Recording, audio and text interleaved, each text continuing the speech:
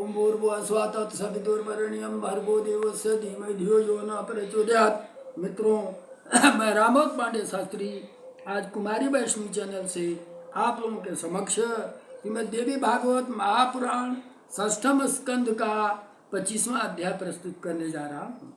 प्रस्तुत अध्याय में पांडु और विदुर के जन्म की कथा, पांडवों का जन्म, पांडु की मृत्यु, द्रौपदी का स्वयंवर, राजसूय यज्ञ, कपट द्यूत तथा वनवास और व्यास जी के मोह का वर्णन प्रस्तुत।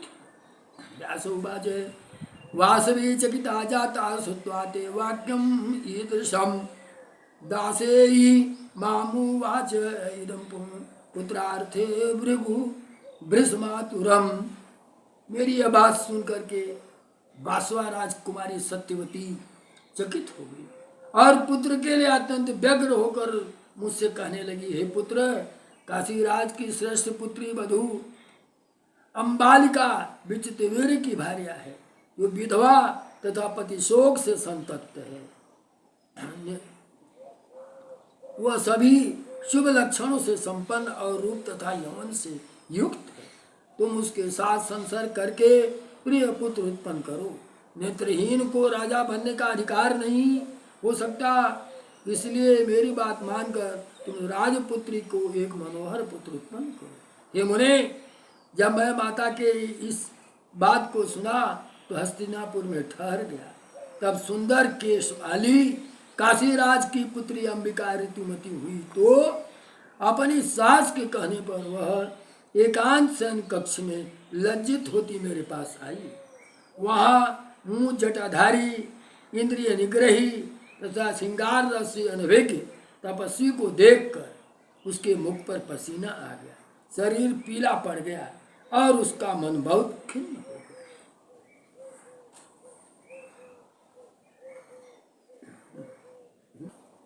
गया। में संपर्क के लिए आई हुई उस सुंदरी को अपने पास बैठी देखकर मैं कुपित हो गया और रोष पूर्वक बोला, सुमध्य में मुझे देखकर यदि तुम अभिमान से पीली पड़ गई हो तो तुम्हारा पुत्र भी पीत वर्ण का होगा।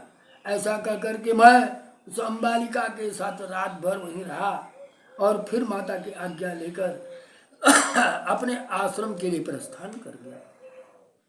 तदंतर समय आने पर उन दोनों ने अंधे तथा पांडु वर्ण के 2 पुत्र उत्पन्न हुए। ये दोनों धृतराष्ट्र तथा पांडु नाम से प्रसिद्ध हुए। उन दोनों राजकुमारों को इस प्रकार देखकर मेरी माता खिन्न मस्तिष्क वाली हो गई। पुत्र राज्य करने योग्य ये दोनों नहीं है, अतएव तुम एक अन्य मनोहर पुत्र उत्पन्न करो जो मुझे अत्यंत प्रिय हो। अब 1 वर्ष बीतने के बाद माँ ऐसा कहती है तो व्यास जी कहते हैं ठीक है, वैसा ही होगा। इस बार अंबिका ने विचित्र वीर के रूप यौवन संपन्न दासी को सुंदर आभूषण तथा वस्त्र पहनाकर व्यास जी के पास भेज दिया। शरीर पर चंदन लगाए, फूल की मालाओं से विभूषित अत्यंत सुंदरी बनाकर उसके पास भेज दिया। मुझे पलंग पर बैठ कर वो अभी प्रेम पूर्वक मेरे पास बैठ गई। ये मुने, उसके इस प्रेम पूर्व हाव भाव से मैं अत्यंत प्रसन्न होकर के आशीर्वाद दिया। हे नारद, रात्रि में मैंने उसके पास प्रेम पूर्वक विहार किया और पुनः प्रसन्न होकर उसे वरदान दिया। हे सुभगे, तुम्हें सभी शुभ लक्षणों से संपन्न, रूपवान, सभी धर्मों का ज्ञाता, सत्यवादी तथा शांत स्वभाव वाला पुत्र उत्पन्न होगा। समय आने पर उसने विदुर नामक पुत्र को उत्पन्न किया। इस प्रकार 3 पुत्रों की उत्पत्ति हुई। ये साधो परिक्षेत्र में मेरे द्वारा उत्पन्न किए गए पुत्रों के प्रति मेरा ममता बढ़ने लगी। उन 3 पुत्रों को अत्यंत बलवान वीर्यवान देखकर मैं शोक के एकमात्र कारण सुख संबंधित वियोग को भूल गया। माता में तथा उन पुत्रों में स्नेह शक्ति आबद्ध हो गई। मेरा मन दोलियामान तो हो गया। वह कभी हस्तिनापुर में रहता था, कभी सरस्वती के तट पर रहता था। दोलारूढ़म मनोजातम कदाचित हस्तिनापुरे पुनः सरस्वती तीरे न च एकत्र व्यवस्थिते कदाचिन कदाचिच्चिने अज्ञातं मानसे प्रतिभाति वही केमि पुत्रा क्व मोहोऽहं न श्रद्धा अर्हामृतस्य में।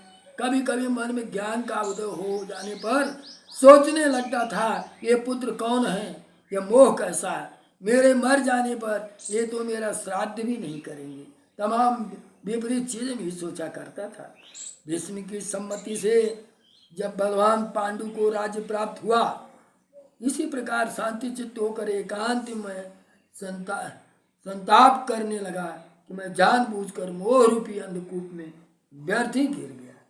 भीष्म की सम्मति से अर्थात उनके विचार से पांडु को राज्य प्राप्त हुआ। उसमें मेरा मन इस बात में बहुत प्रसन्न हुआ कि मेरा पुत्र राज सिंहासन पर बैठेगा। कुंती माद्री कुरूपे देभारे तस्य बभूवतो सूरसेन सुता कुंती मत राजा सुता परा। तत्पा सुंदर रूप वाली कुंती तथा माद्री उनकी दो भार्याएं हुई। कुंती और माद्री ये दोनों भार्याएं उनकी हुई। उन्हें कुंती महाराज सूरसेन की पुत्री थी तथा दूसरी रानी माद्री मद्र देश की रानी थी। ब्राह्मण के शाप प्राप्त करके राजा पांडु अत्यंत दुखित हुए।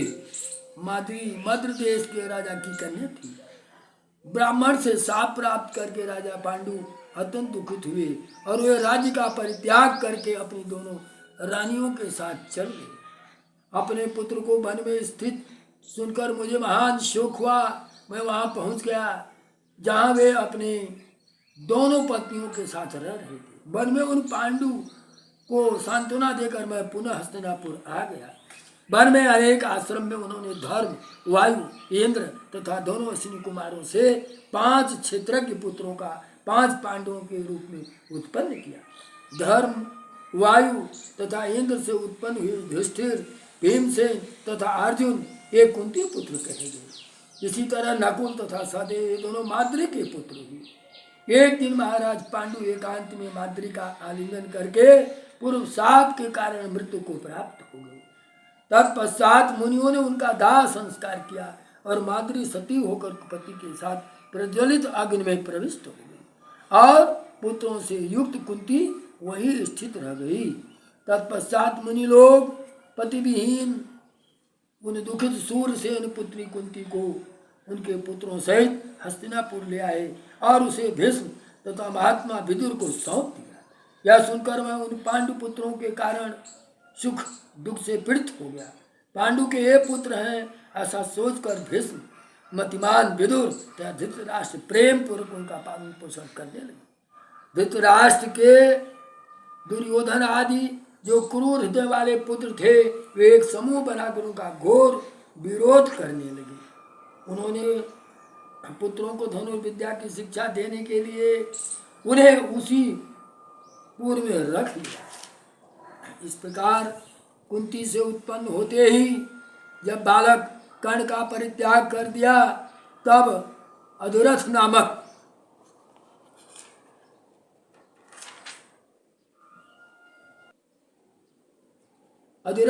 सूत ने नदी के बहते हुए उस कर्ण को पाया और उसका पालन पोषण किया। सर्वश्रेष्ठ वीर होने के कारण कर्ण दुर्योधन का प्रिय हो गया।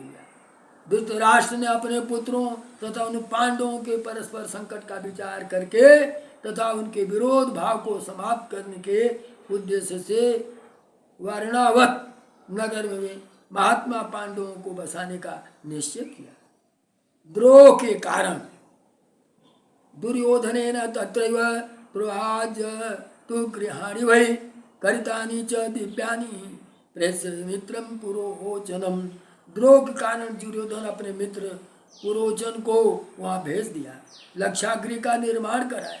ये मुनि श्रेष्ठ तत्पश्चात कुंती सहित उन पांडवों के उस लक्षागृह में दग्ध हो जाने का समाचार सुनकर उनके प्रति पौत्र भाव होने के कारण मैं दुख से सागर में डूब चुका। वन में उन्हें दिन रात खोजता हुआ अति शोक संतप्त रहता था। तभी मैंने उनके कारण दुख के कारण दुर्बल उस पांडवों को एक चक्रा नगरी में देखा। उस पांडवों को देखकर मेरे मन में अत्यधिक प्रसन्नता हुई कि शरीर वाले वे दुखित पांडव मृग चर्म पान कर ब्राह्मण का वेश धारण करके वहां गए और द्रुपद की स्वयंवर सभा में जा पहुंचे। वहां पर अर्जुन अपने पराक्रम का प्रदर्शन करके द्रुपद पुत्री द्रौपदी को जीत कर ले आए। पुनः माता कुंती के आदेश से पांचों भाइयों ने माननीय द्रौपदी के साथ विवाह किया। उनका विवाह देखकर मैं परम प्रसन्न हुआ। हे मुने, तत्पश्चात वे सभी द्रौपदी सहित हस्तिनापुर चले आए। धृतराष्ट्र ने उन पांडवों के रहने के लिए खांड प्रस्थ देने को निश्चय किया। हे श्रेष्ठ नारद, वासुदेव नंदन भगवान कृष्ण ने अर्जुन के साथ अग्निदेव को संतुष्ट किया। पांडवों ने जब राजसु यज्ञ किया तब मैं बहुत प्रसन्न हुआ। दुष्टावाद विभोम तेषाम तथा मैकता सभाम दुर्योधनो अति संतप्तो दुरोदर मथा करोत। पांडवों का वैभव तथा मैं दानों द्वारा निर्मित की गई सभा को देखकर दुर्योधन अत्यंत दुखित हुआ और उससे द्वित क्रीड़ा की योजना बनाई। शकुनी कपटपूर्ण द्वित में अति निपुण था तथा धर्मराज युधिष्ठिर पासे के खेल में अनभिज्ञ थे। अतएव दुर्योधन ने द्वित क्रीड़ा के माध्यम से पांडवों का संपूर्ण राज्य तथा धन छीन लिया तथा द्रौपदी को भी अपमानित किया। द्रौपद ने द्रौपदी सहित पांचों पांडवों को 12 वर्ष की अवधि तक वन में निवास करने के लिए निर्वासित कर दिया। इससे मुझे बहुत दुख हुआ। एवं नारद संसारे सो दुखात्मक भृशम निमग्नोहम ब्रह्मेणैव जाननम धर्म सनातनम। हे नारद, इस प्रकार सनातन धर्म को जानते हुए भी मैं सुख तथा दुख से पूर्ण इस संसार में भ्रम से ही बंधन में पड़ा रहा। मैं कौन हूँ, ये किसके पुत्र हैं, यह किसकी माता है और सुख क्या है, जिससे मेरा मन मोहित होकर दिन रात इन्हीं में भ्रमण करता था। किम करोमि कुम गच्छामि संतोषी न अधिगच्छते दोलारूढ़ मनोमेत्र चंचलम च स्थिरम भवेत। मैं क्या करूं, कहाँ जाऊं, किसी प्रकार से भी मुझे संतोष नहीं मिलता। दोलायमान मेरा चंचल मन स्थिर नहीं हो पाता। सर्वज्ञो असि मुनिश्रेष्ठ संदेहम मे निर्वर्तय तथा कुरु यथा अहम अस्याम सुखतो विगत ज्वरा। मैं मुनिश्रेष्ठ आप सर्वज्ञ हैं, अतएव मेरे संदेह का निवारण कीजिए।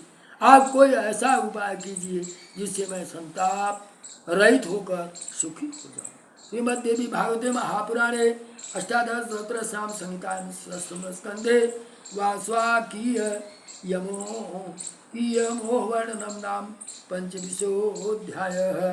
बोलो मां जगदम्बा की जय।